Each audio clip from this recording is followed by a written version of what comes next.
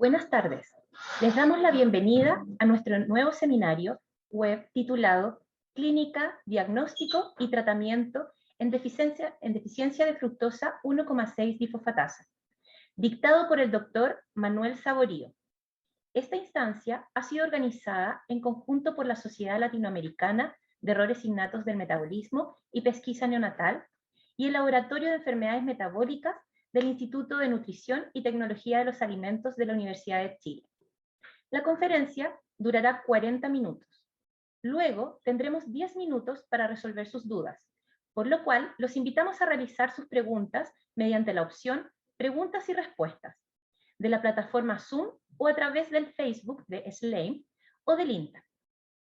Este seminario estará moderado por la doctora Soledad Klepe, quien es especialista en genética y enfermedades metabólicas, habiendo realizado su residencia en pediatría en el Hospital de Niños Ricardo Gutiérrez.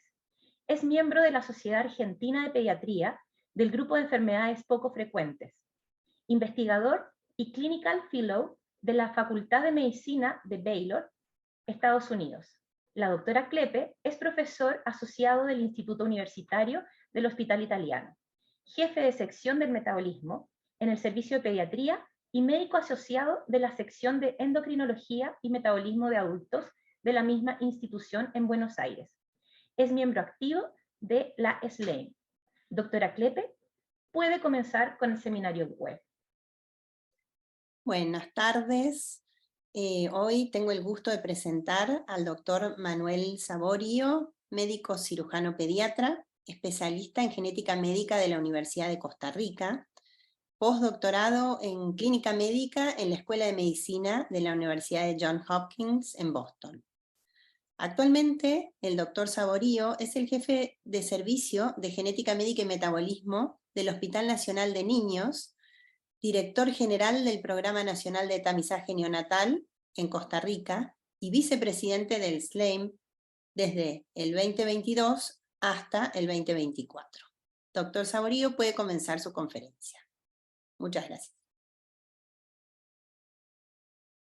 Muchas gracias por la invitación. Déjenme, voy a bajar la presentación aquí y arrancamos.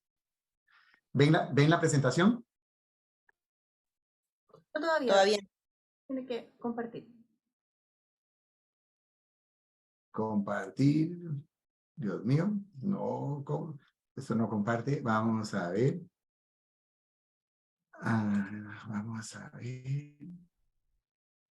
¿Dónde tengo? More. Ok. Views. View options.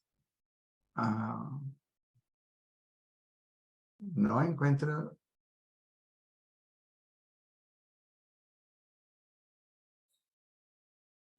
¿Tiene abierta la presentación? Está abierta, sí, pero ¿Ya? vamos a ver. En la Déjame ver. ¿Puede apretar el icono que dice compartir? Es que no lo veo en ningún lado. View options, invitar, copy, share screen. Ok. Ahí. Perfecto. Exactamente. Y lo tenemos aquí. Perfecto. Listo. Ahora sí. Listo. Muy ahora voy a sacarnos de aquí, que lo tengo. Muy bien. Bueno, primero de todo, muchísimas gracias. Buenas tardes a todos por estar en este webinar y muchas gracias a todo el apoyo que hemos tenido para poder participar en este webinar. El tema que me asignaron, pues es un tema divertido porque resulta que nosotros creíamos que todo el mundo tenía pacientes con deficiencia de fructosa 1,6-difosfatasa. Y a la hora de comenzar a revisar algunos de los temas y comenzar, entre más se revisaba la literatura, menos casos encontrábamos reportados. Entonces, pues lo que vamos a hacer es compartir un poco qué es lo que hay en la literatura existente y compartir la experiencia que hemos tenido con nuestros pacientes.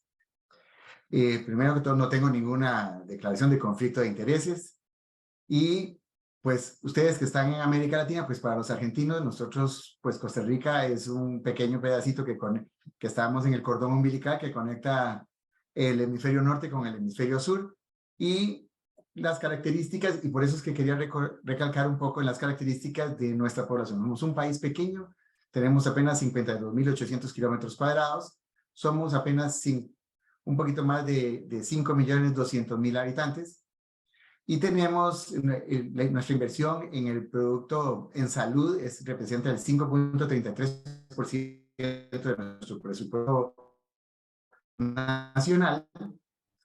Y además tenemos dos cosas que nos han caracterizado por una cantidad de tiempo, que es el nivel de analfabetismo, es nada más 1.96% de la población, y la otra cosa que ha sido muy dramático, sobre todo en la última década, es una franca disminución en la tasa de fecundidad. Tanto así que ahora es apenas 1.1.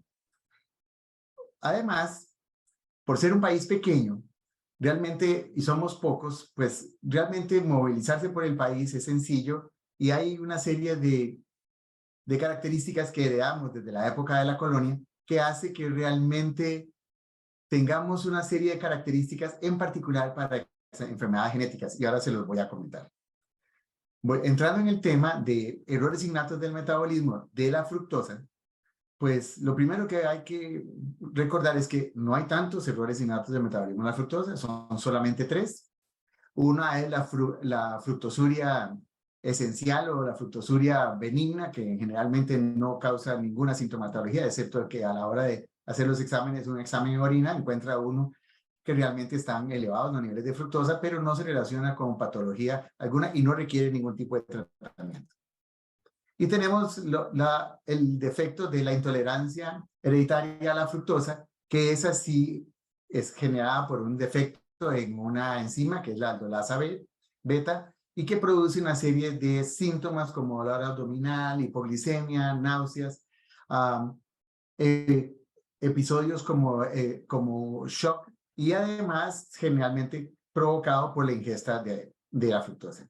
Y la tercera, que es poco frecuente, es la deficiencia de fructosa 1,6-bifosfatasa, que tradicionalmente, cuando se describió originalmente, pues se encontraba que eran episodios agudos de hipoglicemia que podían comprometer la vida del paciente directamente. Y ese es el tema que vamos a conversar. ¿Qué cosas tenemos que recordar que son importantes de saber de la enzima que es la fructosa 1,6-bifosfatasa? Es una enzima que cataliza el paso de la fructosa 1,6-bifosfato a fructosa 1-fosfato y fosfato inorgánico. Ahí hay un error de ortografía. Y además, una de las cosas que tiene, que es una de las características que tiene, es que este paso enzimático es uno de los 3 pasos irreversibles que hay en el proceso de la gluconeogénesis. Esta es una enzima que afecta directamente a la gluconeogénesis, que sería la producción de glucosa de fuentes que no provienen de un carbohidrato como tal. La otra es que es una enzima que es un homotetrámero altamente conservado en las especies, y eso significa que es altamente conservado entre especies de mamíferos y en invertebrados. Eso significa que tiene una función en el mecanismo de producción de energía en el metabolismo de carbohidratos fundamental para el mantenimiento de la vida en las especies. Otra de las cosas que tiene, que es una característica, es que el proceso de desfosforilación de la fructosa 1,6-bifosfatasa no requiere de energía como tal, no requiere de ATP, así como todo el proceso de la glicólisis como tal. Básicamente casi todos los pasos tienen un consumo de energía, por eso es que a veces el degradar la glucosa no es tan eficiente, porque consume la cantidad de calorías y de energía antes de poder llegar a poder producir energía efectivamente. Y algo interesante es que, y es algo importante recordar, es que la gluconeogénesis utiliza como sustrato para convertir a fructosa 1-fosfato, utiliza el lactato, utiliza el glicerol utiliza el glicerol 3-fosfato, utiliza la fructosa, utiliza la alanina como fuentes de y los cuerpos cetónicos. Y esto es importante porque eso va a repercutir directamente sobre las manifestaciones clínicas de los pacientes. Esto es para que vean cuál es el paso específico de esta enzima, en donde lo que hay es el paso de fructosa 1,6-fosfato ascendente a fructosa 6-fosfato, y a su vez, entonces sí puede pasar al proceso de degradación para convertir en piruvato y entrar en el ciclo de Krebs. ¿Qué es lo que nos pasa? ¿O qué sabemos del defecto de esta enzima? Primero que todo, es una condición relativamente nueva.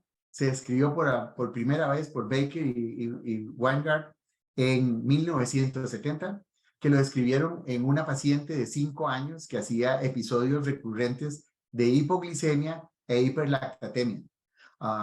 De hecho, esa paciente terminó en uno de los episodios con unas secuelas neurológicas y un daño neurológico importante. Y fueron los primeros en lograr documentar la deficiencia de la enzima relacionado con una manifestación clínica. Es una condición que se ve en forma autosómica recesiva y que está relacionado con el gen FBP1.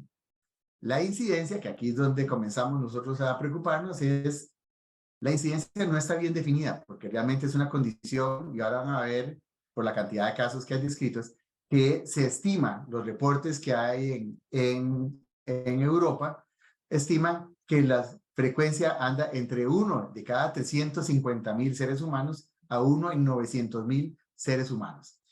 Eso es en Europa. Y que para finales del año 2019 solo estaban descritos 150 casos a nivel mundial. Y se habían descrito en Japón, China, Estados Unidos, Israel, Turquía, Marruecos, Arabia Saudita. Del año 2019 para acá hay 3 publicaciones, una de México, otra de Ecuador y otra de Brasil, de que cada una reporta un caso aislado de pacientes con deficiencia de fructosa 1,6-fosfatasa. Entonces, lo que quiere decir es que son muy pocos los pacientes a nivel mundial que estén documentados y que además que puedan darle seguimiento o trazabilidad al seguimiento de esos pacientes. Otra de las cosas que postularon la gente que evaluó los resultados en Turquía, Arabia Saudita y Marruecos es que supuestamente la consanguinidad, como toda enfermedad autosómica recesiva, debería potencializar o aumentar la prevalencia de estas condiciones. Entonces, ¿cuáles son los síntomas? Si ya sabemos cuál es la frecuencia, entonces, ¿cuáles son los síntomas? Los síntomas son muy inespecíficos, por eso es que a veces cuesta pensar en el diagnóstico, que es apnea, disnea, fiebre, hipotonía generalizada, hiperventilación, irritabilidad, vómitos, hacen visceromegalias, hacen hepatomegalia, hacen cetosis, acidosis metabólica, hacen una pseudo hipertrigliceridemia, ahí hacen compromiso del sistema nervioso central con letargo, pueden hacer taquicardia y se encuentran en los ácidos orgánicos, si lo buscan específicamente, porque si no lo buscan no lo van a encontrar, un aumento de glicerol urinario. Las manifestaciones clínicas en general, nosotros los tenemos muy bien documentado que está relacionado con un factor desencadenante. Nadie que coma bien y que tenga su comida con sus tiempos bien conservados y que no tenga periodos de ayuno o que no tenga una enfermedad a fondo, manifiesta síntomas de la enfermedad. A menos que, y esto es lo que nosotros encontramos, el ayuno en niños, en menores de 6 meses, de más de 6 horas, y además después del año de edad, en ayunos de 8 a 12 horas, son factores desencadenantes.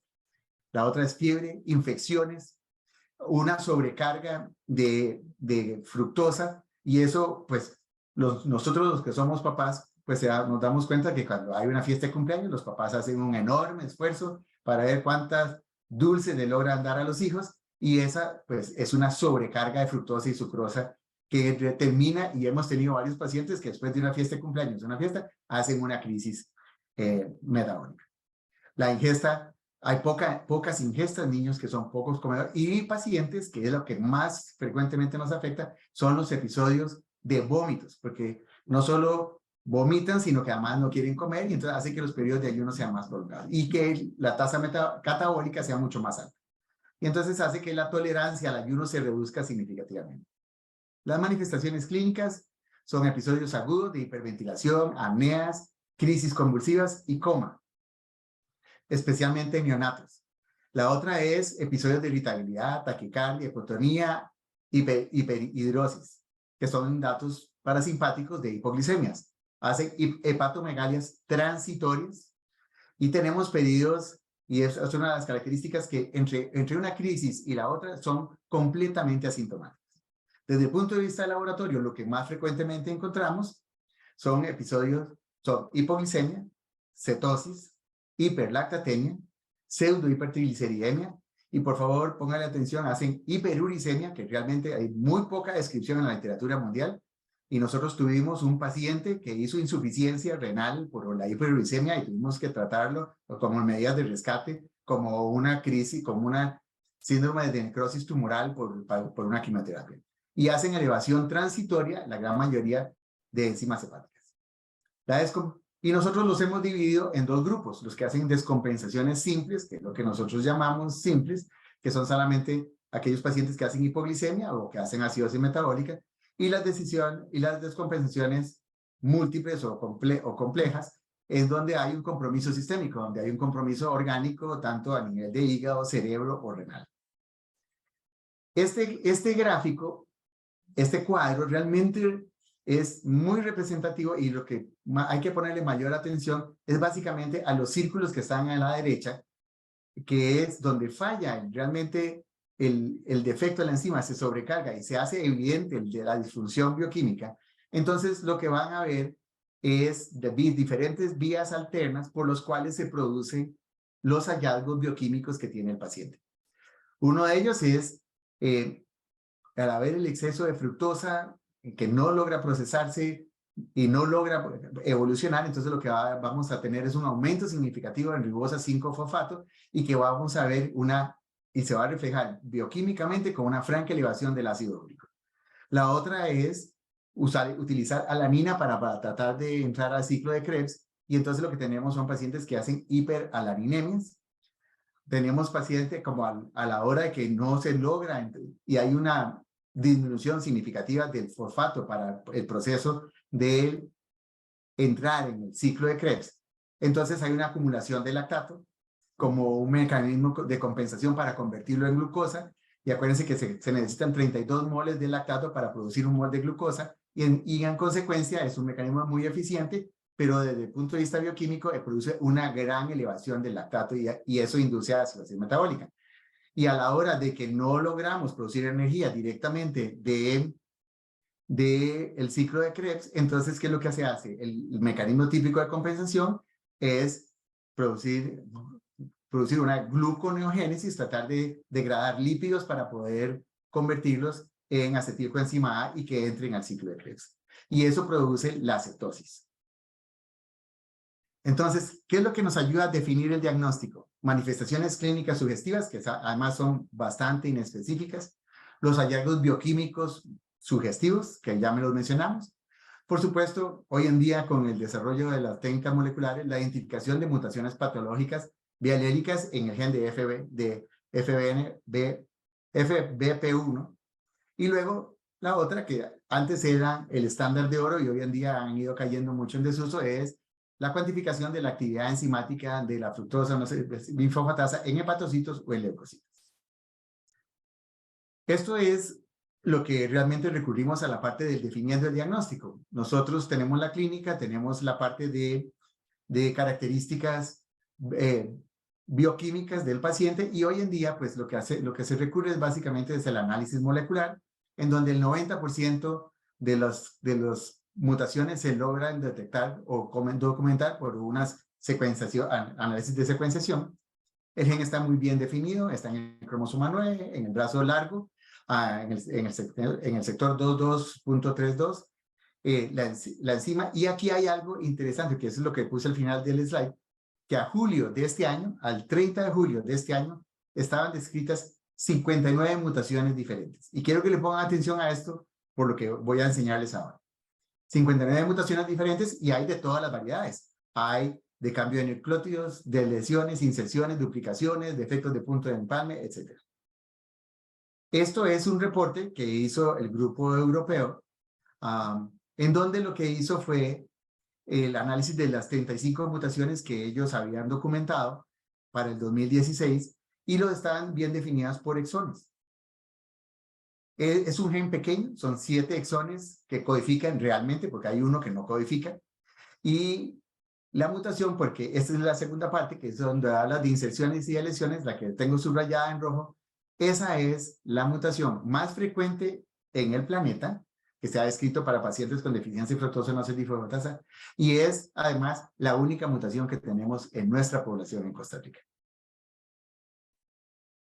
Entonces, ¿qué es lo que para hacer el diagnóstico diferencial? Pues todos los que estamos metidos en la parte de bioquímica, sabemos que tenemos que, para hacer el diagnóstico diferencial de esta condición, de pacientes que hacen hipoglicemias con acidosis metabólica y con cetosis, pues está el defecto de beta-ketotioleasa, tenemos la intolerancia hereditaria a la fructosa, la glucogenosis tipo 1, la deficiencia de piruvato carboxilasa, defectos de glicosilación, defectos de oxidación de ácidos grasos y efectos de enfermedades mitocondriales múltiples.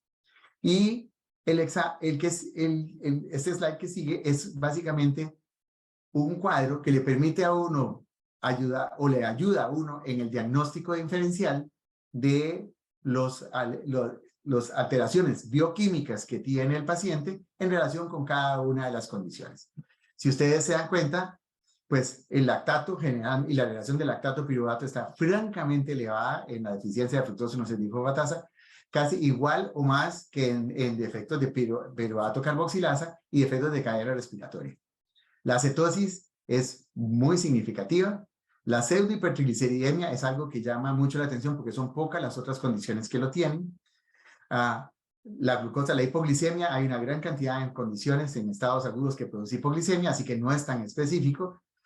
No afecta el metabolismo o no produce hiperamonemia. La hiperalaninemia sí se encuentra elevado, que es característico para otras formas de otras condiciones. La disfunción hepática es llamativa porque aparece inicialmente, pero los pacientes hacen una hepatomegalia transitoria, que es lo que quiere decir eso, hacen una hepatomegalia que dura 2, 3, 4 días y en el momento que se resuelve la cetosis y desaparece la hipoglicemia, la hepatomegalia desaparece en cosa de 3 o 4 días. Y está bien demostrado que lo que hacen es acumulación, hacen un hígado graso transitorio.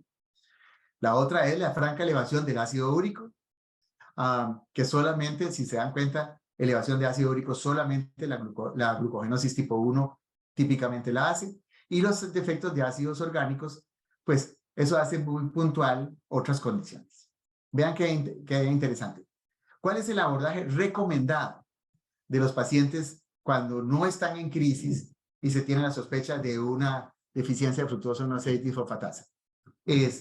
Uno es referir al paciente a alguien que lo vea metabólica. Eso significa que en Argentina hay que mandárselo a Soledad para que lo vea. La otra es que el paciente con hepatomegalia hay que hacer la evaluación completa de una hepatomegalia. O sea, hay que hacer ultrasonido de abdomen, función hepática, función lipídica, ácido úrico. Hay que hacer una evaluación del desarrollo. ¿Por qué? Porque si tenemos un paciente que hace hipoglicemias, queremos ver si ha tenido alguna secuela neurológica. Y luego, por supuesto, tiene que tener un asesoramiento genético pertinente. Que eso es una de las cosas que hemos visto que ha costado de calar dentro del cuerpo médico, porque a pesar de que a uno le parece muy sencillo, porque uno habla de eso todo el día, pues es algo, a veces se cometen unas atrocidades en la interpretación de los patrones de herencia que da miedo. Y luego el apoyo familiar y recursos, porque si es un paciente y es un niño, pues son los padres los que van a estar a cargo, los que tienen que dar el seguimiento y ver cómo se porta. ¿Qué otras cosas tenemos? Cuando el paciente tiene una descompensación simple, y todo esto es para recordarme que lo que hace uno es, donde dice tratamiento, lo que hace uno es una restricción de fructosa, sucrosa, glicerol y sorbitol. Se aumenta la frecuencia, uno promueve que el paciente esté comiendo frecuentemente para que tenga un aporte de ingesta de calorías adecuado. Y además se puede usar algunos polímeros de glucosa en ese periodo, siempre y cuando el paciente esté tolerando la vía oral y que no tenga ningún compromiso del sistema nervioso central o del estado de conciencia. porque si no, no tiene ni el más mínimo sentido, porque los pacientes, hemos tenido pacientes que son tan lábiles que en 2, 3 horas pasan de estar totalmente bien a estar totalmente inconscientes y se convierte en una emergencia. Y este es el manejo típicamente en casos de que ya el paciente llega al servicio de emergencias. ¿Qué es lo que hacemos? Damos un aporte generoso de glucosa, a 2 mililitros por kilo de dextrosa al 10%, o lo que nosotros hacemos es básicamente instalamos glucosa al 10% para darle un aporte de 6 a 8 miligramos kilo minuto hasta que el paciente se estabilice y se normalizan los restos de los exámenes. Y por supuesto, en cuanto se pueda, se inicia la tolerancia a la vía oral. La acidosis metabólica se resuelve con el aporte de glucosa como se ha descrito. Y solamente usamos bicarbonato en caso de que el pH en sangre esté por debajo de 7.1 o que tienda a deteriorarse rápidamente. Si no, de hecho se usa como se pone en bolos como en forma aguda, y una vez que se estabiliza el catabolismo o el aporte de glucosa, no es necesario dejarlos con aportes de bicarbonato de sodio por vía intravenosa a 12, 24 o 48 horas. Y por supuesto, hay que mantener la dieta restringida. La hepatomegalia no se le da tratamiento alguno, y la hiperuricemia, sí hay que revisar las pruebas de función hepática, porque hemos tenido pacientes con ácidos úricos en 18 o 21, y eso significa que han entrado en insuficiencia renal y hay que forzar diuresis, alcalinizar orina, pero una vez que logra permeabilizar ese riñón, otra vez se resuelve en 48 o 72 horas. Esto es una tabla que presentaron los franceses, en donde hicieron una revisión en el 2022, de que algunos pacientes de ellos no lograban, a pesar de que mantenían hepatomegalias por una cantidad de tiempo, y que además mantenían niveles de alteración de pruebas de función hepática. Honestamente, nosotros ese no ha sido el caso para nosotros. Nosotros no hemos visto ni un solo caso. Y ellos presentaron una revisión de 18 pacientes que estaban evaluando, que eran el centro de referencia en París para todos los pacientes con deficiencia de fructosa 1,6-fosfatasa en Francia. La otra cosa es, ¿cuáles son las recomendaciones de seguimiento a mediano y largo plazo? En el fondo hay que evaluar si el paciente tiene un retraso en el desarrollo psicomotor o no. La otra es, hay que hacer un control del peso, porque está escrito que tienen no una mayor predisposición, pero vamos a ver, ustedes que hoy estamos en la época de que todo el mundo está a dieta y que nadie quiere aumentar de peso y todo el mundo quiere tener la talla más baja de la que tiene, pues entonces, si está uno comiendo cada 6 horas, si está usando carbohidratos complejos y además tiene un aporte generoso de calorías, pues es muy difícil bajar de peso. La otra cosa es que por el tipo de azúcares complejos, y que además si se usa una colación en la noche, los problemas de sepsis dentales son un problema. Y la otra cosa que nosotros hemos valorado es que los pacientes crecen, se desarrollan, y significa que entramos en la etapa de los embarazos. Yo que soy pediatra, de un momento a otro, eso de comenzar a controlar, hacer control prenatal de una paciente es lo más estresante que hay.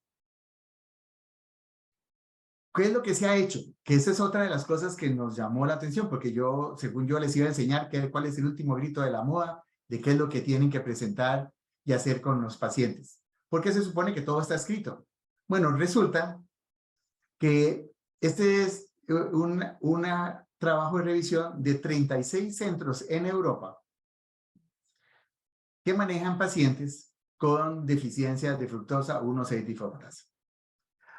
Y además, estos europeos son un poco tramposos, porque ponen dentro del grupo, analizaron 126 casos. De los 126 casos, 32 no eran de Europa, o sea que no eran específicamente del grupo de atracción de ellos. Pero en todo caso, lo que hicieron fue revisar qué es lo que hacía cada centro. Y vean qué interesante. Del número de pacientes que no tienen ningún tipo de restricción nutricional, ni soporte nutricional cuando están libres de episodios, 35 no tenían ninguna dieta. En total. De los que realmente se les restringía a comidas azucaradas o bebidas azucaradas o algunos vegetales, 44. A los que se les restringía solamente bebidas azucaradas eran 30. Y además, solo, los que tenían nada más restricción, nada más de algunos tipos de azúcares en particular, 17. Eso lo que quiere decir es que de los 36 centros no tienen una política a seguir clara de cuál es el manejo nutricional de sus pacientes.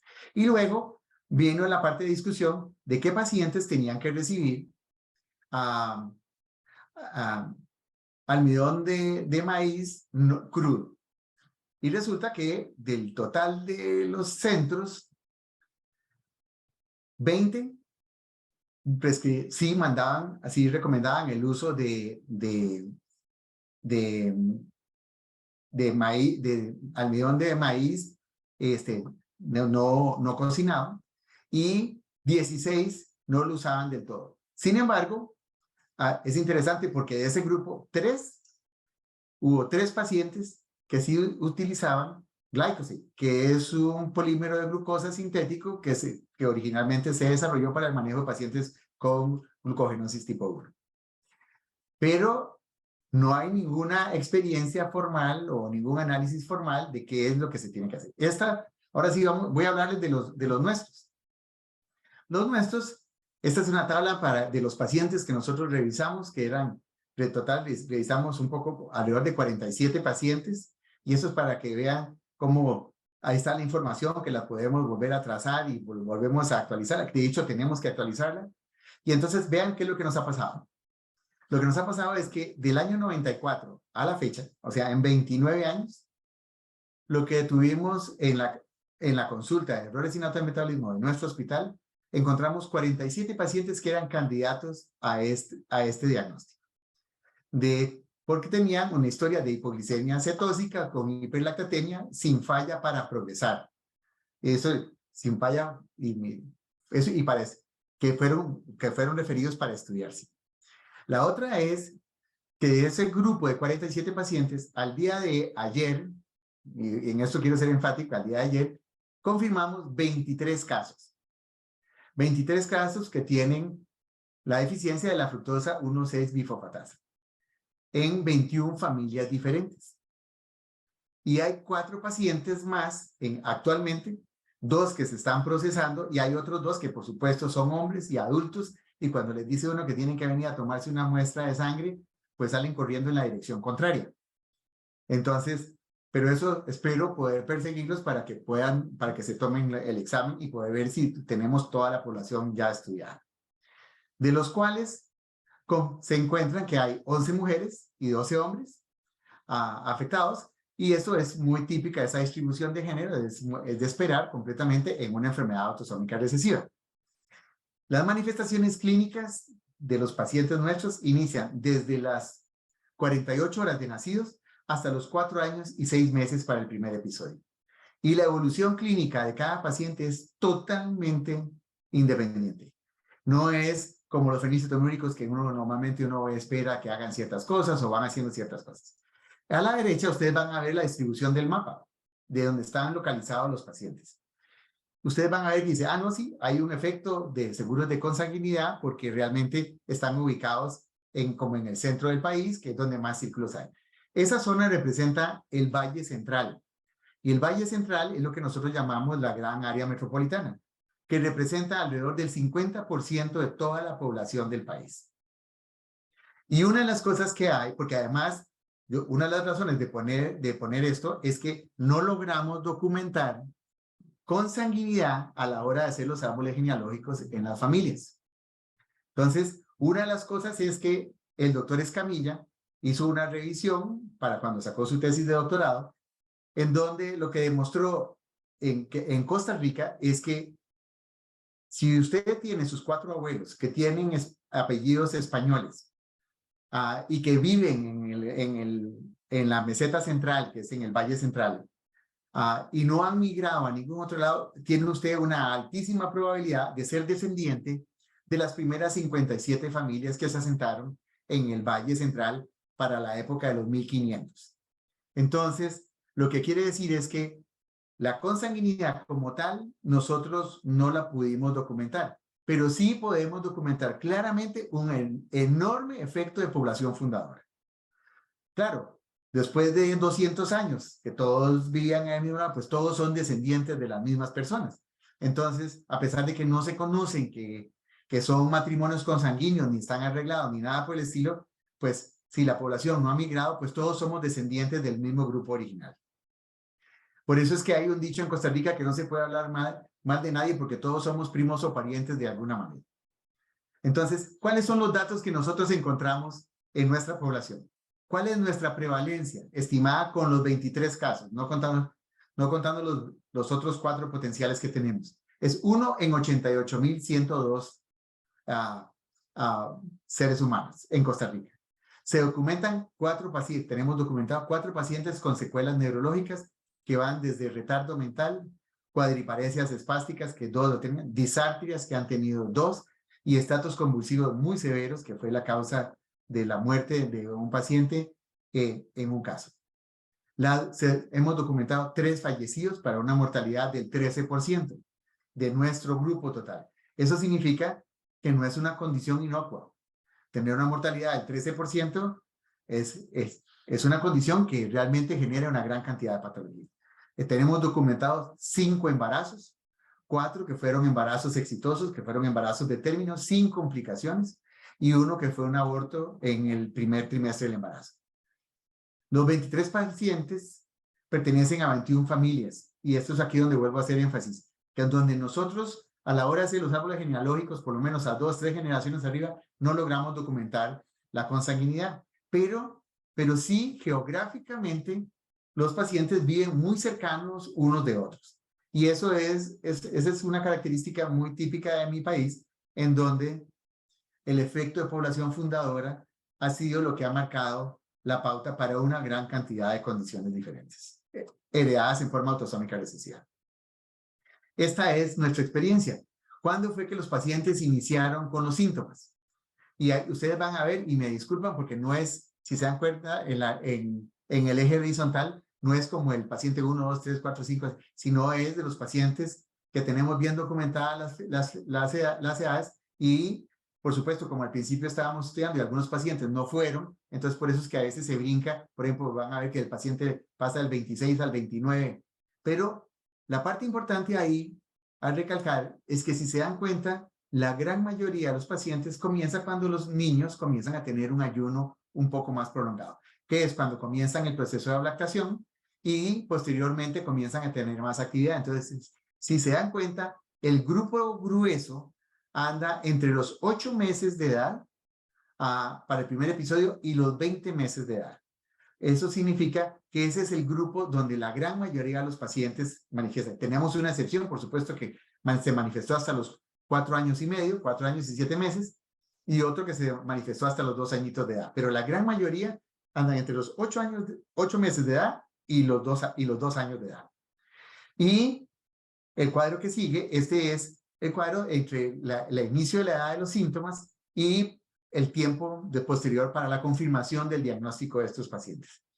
Esta diferencia, ustedes la van a ver porque realmente, déjenme contarles, el doctor Ramsés Badilla hace 10 años presentó en el Congreso Mundial en Barcelona un póster en donde presentó los primeros 14 casos que tuvimos documentados con deficiencia de fructosa-no-6-fosfatasa, y eso nos dimos cuenta que era una cantidad mucho mayor de pacientes que había en otros lugares, y entonces motivó el desarrollar la herramienta molecular para el diagnóstico de nuestros pacientes. Por eso es que ustedes van a ver una enorme diferencia, por ejemplo, en el paciente 17, en el segundo gráfico, que tuvo síntomas el primer episodio a los 17 meses de edad, y el diagnóstico se le logró confirmar hasta los 62 meses de edad.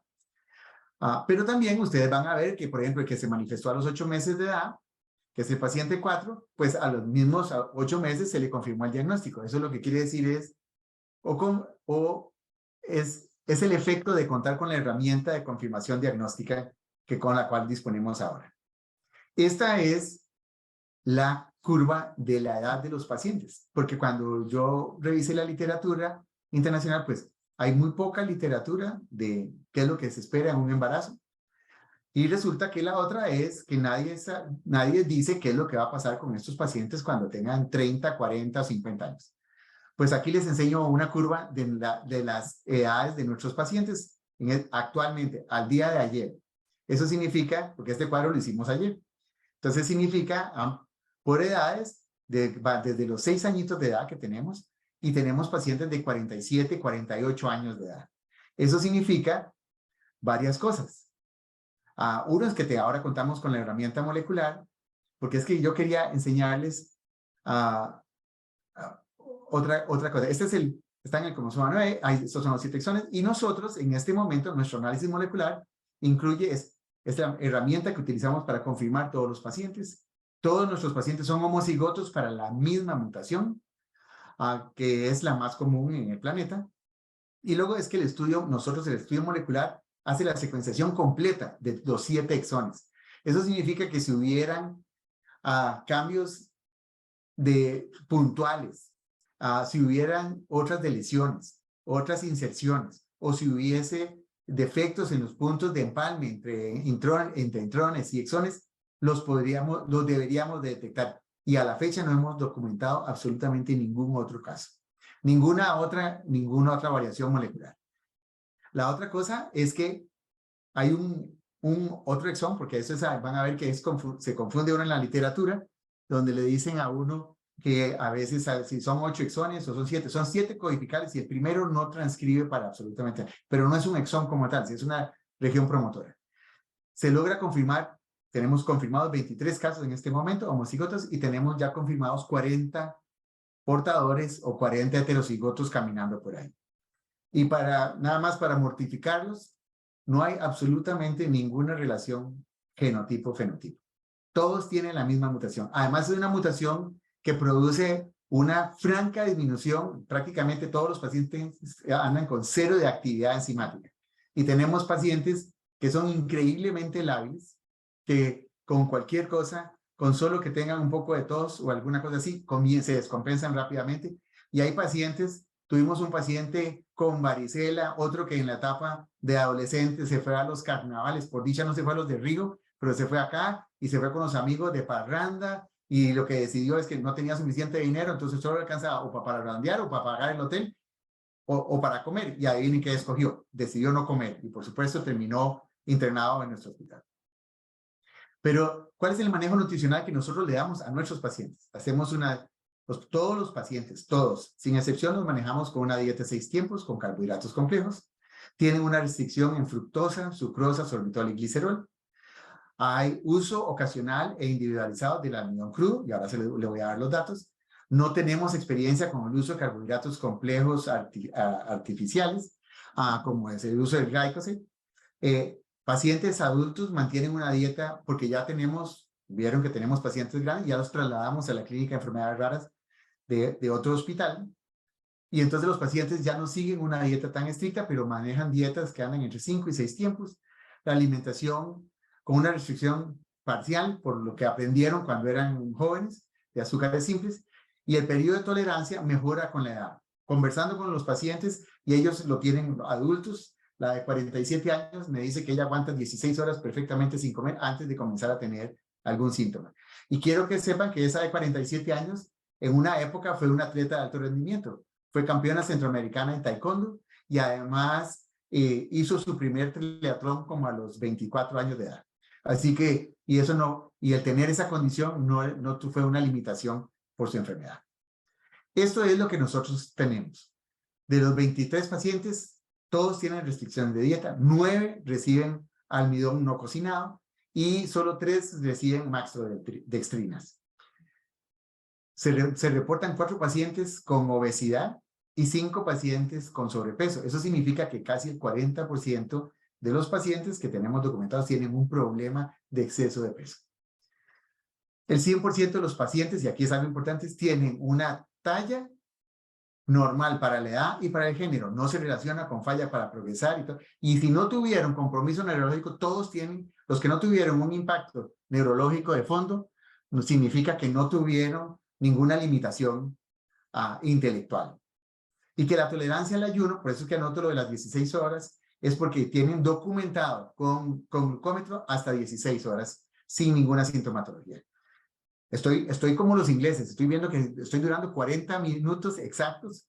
Y entonces, reconocimientos, tengo que agradecerle inmensamente a la doctora Saborío porque me ayudó a recopilar toda la información, al doctor Badilla, que fue el que comenzó con todos estos enredos de deficiencia de fructosa no fosfatasa, la doctora Quesada, que nos ayuda en la clínica, Zulín y Rebeca son las dos nutricionistas, que son las manos derechas, izquierdas y los dos pies en el manejo de estos pacientes, y Raquel Cascante, que es la trabajadora social que nos ayuda a perseguir a estos pacientes para que hagan caso.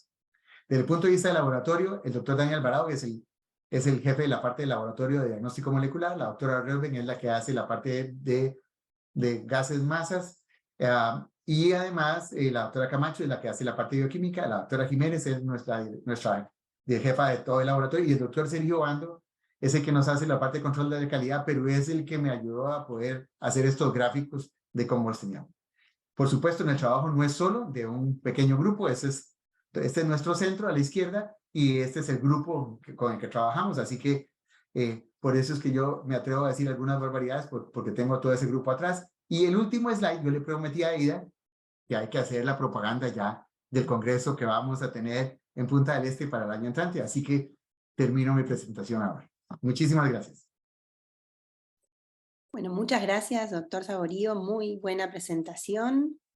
Y podemos dar inicio a la sesión de preguntas que se hicieron a través de un chat específico para preguntas y respuestas.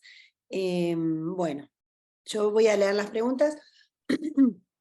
La primera es, ¿la restricción alimentaria depende de la severidad de la patología? ¿Por qué en diferentes centros tienen conductas diferentes? ¿La descompensación es similar en los pacientes con y sin dieta restrictiva? Esa pregunta pone el dedo en la llaga, porque ¿por qué no se ponen de acuerdo? Porque yo estuve revisando toda la literatura que hay hasta la fecha, hasta ayer o antier. Es más, el caso, en la puntuación número 59 la agregué ayer a la presentación. Resulta que, viste que hay 126 casos, de los cuales 32 no pertenecen a la población europea, solo que ellos recopilaron la información. Uno de los problemas que tienen es que no hay mayor literatura al respecto. No hay, desde el punto de vista nutricional, no hay ni una sola guía. De hecho, Anita McDonald y el grupo de Birmingham lo que proponen es hacer una reunión de expertos para tratar de hacer una guía o unas recomendaciones generales al resto de la población. Y es así es como terminan ellos el artículo. Una de las razones que pasa es la muy poca experiencia de los profesionales en nutrición y en errores innatos del metabolismo en el manejo de esta patología. Resulta que de los 36 centros que revisaron de toda Europa, y además viste que es Europa y incluyen a Turquía y ponen aparte de Asia y toda la parte, el número promedio de pacientes de los 32 centros son 2 pacientes nada más. La gran mayoría de ellos nunca ha visto un paciente de estos en la adolescencia. La gran mayoría, te digo que es más del 90% nunca ha visto un adolescente con esta condición. Entonces, en el fondo, no tienen experiencia. Es más, si te fijas, que si ponle que le agreguemos 15 pacientes más, que sean 165, y yo te estoy presentando 23 que no están publicados, que por supuesto, esto va a generar una publicación. Estamos hablando de que nosotros en la población en Costa Rica tenemos una sexta parte de todos los pacientes en el planeta. Entonces, y además somos los únicos que tenemos documentados pacientes tan longevos como tal, con una vida normal y todo. ¿Qué es lo que nosotros hicimos inicialmente? Y eso fue sentido común. Si lo que los pacientes se descompensan, el mecanismo principal de descompensación son los periodos de ayuno y relacionado con la tasa catabólica que pueda tener en ese momento, entonces, pues, ¿tú has comido almidón crudo? No. Pues si tú nunca has comido almidón crudo y no lo tienes incluido dentro de tu dieta o usar ciertos tipos de carbohidratos complejos, pues si estás enferma, nunca vas a aceptar uno de esos suplementos. Entonces, nosotros lo que hacemos es, desde el principio, una vez que se diagnostican, Entonces establecemos una dieta a 6 tiempos con una colación en la noche, tipo 9, 10 de la noche, y usamos una cantidad de pacientes, según tolerancia, aceptan el almidón crudo. Viste que nosotros no lo usamos en todos, pero y el uso de maltodextrinas lo usamos también dependiendo de la tolerancia del paciente. Entonces, ¿qué es lo que nosotros hemos hecho? Lo que a nosotros nos ha funcionado, porque en episodios de crisis, la madre está muy bien entrenada y que sabe que una vez que pasa más de cierta cantidad de ayuno, tiene que trabajar o llevarlo al niño de emergencias. Tenemos una carta para que cuando asisten al servicio de emergencias, que le dice a los médicos de cualquier servicio de emergencias de pediatría a nivel del país, que qué es lo que tienen que hacer inicialmente. Y eso ha funcionado también. Claro, eso significa como cuando le das el diagnóstico a una persona que tiene un error innato del metabolismo, que a pesar de que en los periodos asintomáticos no padece de nada, ¿cómo haces para convencerle a la mamá, sobre todo conforme va mejorando, conforme van haciéndose adolescentes y adultos, de que no, o a los padres o a los cuidadores, de que no tiene un riesgo tan marcado de hacer las descompensaciones que hacía en la etapa adolescente? Sin embargo, tenemos una chica que a los 12 años tenía un desarrollo intelectual completamente normal y todo. Antes de la fiesta de los 15 años de edad, se nos enfermó, hizo un cuadro para nosotros, el efecto catabólico más violento, porque hemos tenido niños con neumonía y no lo hacen, es síntomas gastrointestinales. Comienzan con vómitos y con diarrea y esos pacientes se descompensan rapidísimo. Pero eso, cuando lo buscas en la literatura, nadie lo menciona. Entonces, pues si tú me crees, yo te digo que si tienes un paciente si tiene vómitos y diarrea, lo metes al servicio de emergencias y lo monitoreas porque se te va a descompensar en cualquier momento. Pero esa es la razón, porque hay unos centros que sí, uno por la falta de experiencia y la otra es que no hay literatura. Cuando buscas en la literatura, buscas los libros y todo, y tú ves ahí en un capítulito ahí que dice al final se recomienda tal cosa, pero como guía formal, consenso y toda la cosa, no hay. Pero vamos a ver, no hay, pero vamos a ver, si tú ves un país inmenso como es Brasil, o ves un país inmenso como es Argentina, y no hay casos reportados en Argentina, pues tú dices, bueno, y te aseguro que tienes que tener, por ahí, en algún lado tienen que andar, pero, ¿cuál es la experiencia? ¿Y de dónde saca, cuál es el consenso? Y además no hay una buena documentación de la historia natural de la enfermedad a largo plazo. Yo tengo 2 pacientes en Argentina, pero no están reportados, digo. Ajá. Bueno, sigo con las preguntas. Sí. Dice, quiero saber cuál es la prevalencia en Ecuador, si tienen información. Y lo que puedo contestar es al revés, porque le voy a devolver esa pregunta al ecuatoriano, porque en la literatura mundial existente hay reportado solo un caso en Ecuador. Entonces, no sé, si tú me dices, son 30 millones de ecuatorianos, o que son 20 millones de ecuatorianos, dice, pues 1 en 20 millones. Pero eso es un subregistro, así que eso va a depender eventualmente de la sospecha clínica que tengas y de la capacidad de poder confirmar el diagnóstico para poder ir definiendo mejor cuál es la prevalencia. Yo, por lo que sí te puedo garantizar es que para nosotros es el dato de 1 en 88,000 es muy, muy veraz. Bueno, una pregunta más. ¿Cuál fue el manejo dietoterapéutico y medicamentoso durante el embarazo de las pacientes que mencionó y en el momento del parto de las 5 mujeres estas que hablan? De los 5 embarazos, porque una mujer uno de los embarazos fue una sola mujer que tuvo 3 embarazos, que fue la que tuvo la pérdida. Muy bien. El manejo, porque este es interesante.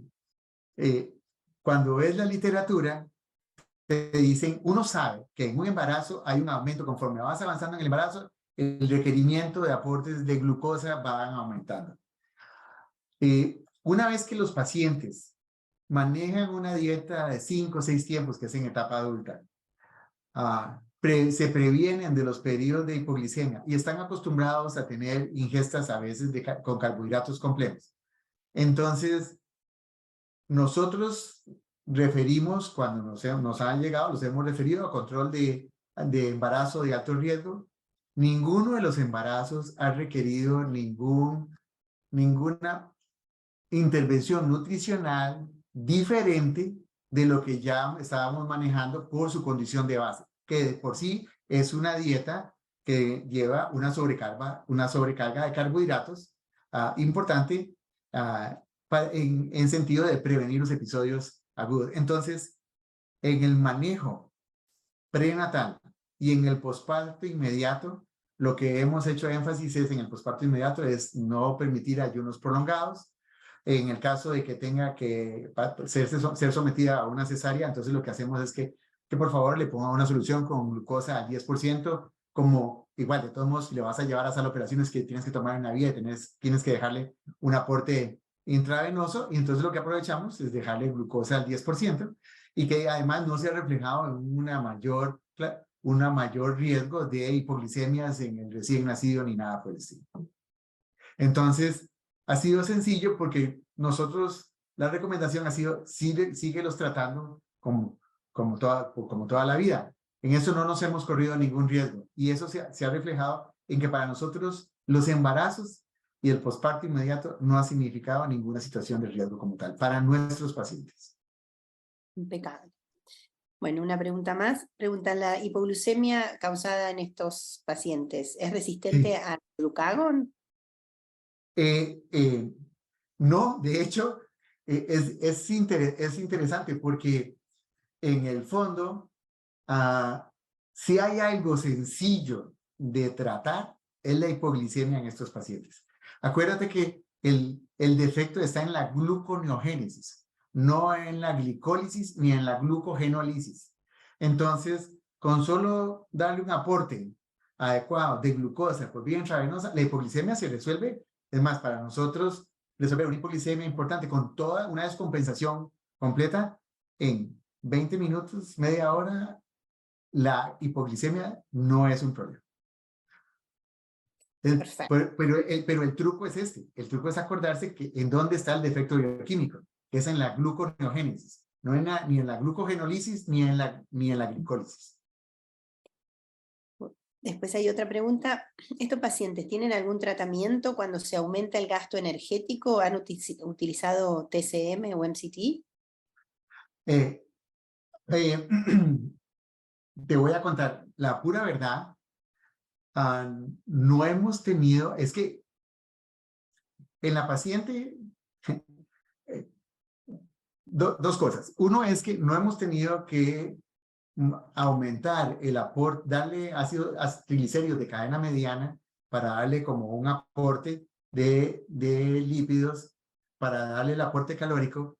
No ha sido necesario porque el manejo de la hipoglicemia o el aporte de glucosa como tal es muy sencillo de darlo, porque volviendo al punto anterior, no es un defecto es un defecto en la gluconeogénesis, no en la glucogenólisis ni en la glicólisis. Entonces, a la hora de que un paciente está en un estado catabólico, porque hemos tenido descompensaciones agudas, que tenemos una chica que hizo un infarto cerebral y otra que hizo un quiste pancreático con una hipoglicemia, hizo un edema cerebral, hizo un estatus convulsivo muy marcado, pero lograr darle un aporte intravenoso de glucosa por una vía central es muy sencillo. Y eso que esa chica la tuvimos casi 2 semanas en cuidados intensivos. Es más, yo creí personalmente que se nos moría. Y el manejo del aporte calórico fue muy sencillo desde ese punto de vista. No así como es, por ejemplo, con trastornos del ciclo de la urea o cuando tienes un paciente con una acidemia orgánica descompensada con edema cerebral y todo. Desde este punto de vista, esa parte es muy sencilla de manejar. Y la otra cosa es que, más bien, en condiciones normales, nunca hemos necesitado requerir. Es más, en una época tuvimos una paciente que tenía una hipertrigliceridemia muy marcada, pero ella fue la que logramos documentar que realmente no era, y para el manejo de la hipertrigliceridemia se puede usar los ácidos grasos de cadena mediana, porque tenemos un grupo generoso de pacientes con deficiencia de lipoproteína lipasa hepática, Pero esos fueron donde se sirvieron los ácidos orgánicos para diferenciar y demostrar que lo que había eran picos elevados de glicerol y de glicerol 3-fosfato, que te tengo que confesar que es una técnica un poco sucia y que además, por la técnica que nosotros estamos usando, nosotros no hemos logrado diferenciar entre, porque hacen el mismo pico, entre el glicerol y el glicerol 3-fosfato, lo vemos como un solo pico. Entonces, desde ese punto de vista, pero en estos pacientes sí se logró demostrar que estaba elevado y que realmente la hipertrigliceridemia no era tal hipertrigliceridemia como tal, sino que era franca elevación de glicerol y glicerol 3-fosfato. Tengo una última pregunta porque, bueno, Sí. ya es hora, pero ¿cuál es la frecuencia de presentación de hiperuricemia y han presentado efectos de elevación de ácido úrico como gota? O sea, pregunta. Sí, esa es una pregunta muy importante. Casi todos nuestros pacientes, porque claro, nosotros, una de las cosas que tenemos que hacer es analizar los diferentes episodios de descompensación que han tenido, pero casi todos, en este momento no podría decirte el dato, pero yo casi te aseguraría que todos los pacientes a lo largo de su vida en episodios de descompensación, todos han hecho hiperuricemias. No recuerdo en este momento uno solo que no lo haya hecho, pero eso no quiere decir que esté en lo correcto, puede ser que me equivoque. Pero las hiperuricemias normalmente lo que hacen son, suben a ácidos úricos que andan en 8, 9, 10, 11, 12 de ácido úrico. Lo hacen agudamente, súbitamente. Y así como una vez que estabilizas, ¿se acuerdan el cuadro que hicimos del efecto bioquímico donde se producía la ribosa 5-fosfato y todo? Eso, una vez que logras dar el aporte, recuperar la glicólisis o la glucogenólisis, pues la utilización de ribosa, pues básicamente se viene abajo y entonces el ácido úrico se normaliza una vez que logras estabilizarlo en 48, 72 horas, básicamente tienen valores normales. Entonces, eventos de gota como tal, manifestaciones clínicas de gota, nunca hemos visto. Lo que sí hemos visto es, tuvimos un paciente que hizo una precipitación de cristales de ácido úrico a nivel renal. Claro, por eso hubo en 22, 23 miligramos por decilitro de ácido úrico. Y ese hubo que, por supuesto, tuvimos que forzar diuresis, aumentar el volumen, alcalinizar la orina, una serie de cosas con tal para prevenir el daño renal por la hiperuricemia. Impecable. Bueno, muchísimas gracias, doctor. Y creo que respondimos todas las preguntas. Bueno, muy interesante la charla, me encantó. Y Gracias. creo que tenemos a la gente organizadora que quieren presentar el próximo seminario. Muchísimas gracias de vuelta. Hasta luego. Gracias, un gusto verte. Les agradecemos su participación y los dejamos invitados para el próximo seminario web que se realizará el día 25 de octubre a las 16 horas Santiago de Chile, titulado Utilización de la Corte Chilena de Tirosinemia tipo 1 como referente en el desarrollo de la inteligencia artificial en el seguimiento clínico, dictado por las doctoras Carolina Arias y Karen Fuensalida. Este será difundido a través de nuestras redes sociales. Además, los invitamos desde ya para que puedan programarse al 13º Congreso Latinoamericano de Errores Innatos del Metabolismo y Pesquisa Neonatal, Tendiendo Redes, que se realizará del 22 al 25 de octubre del año 2024 en Punta del Este, Uruguay. Muchas gracias.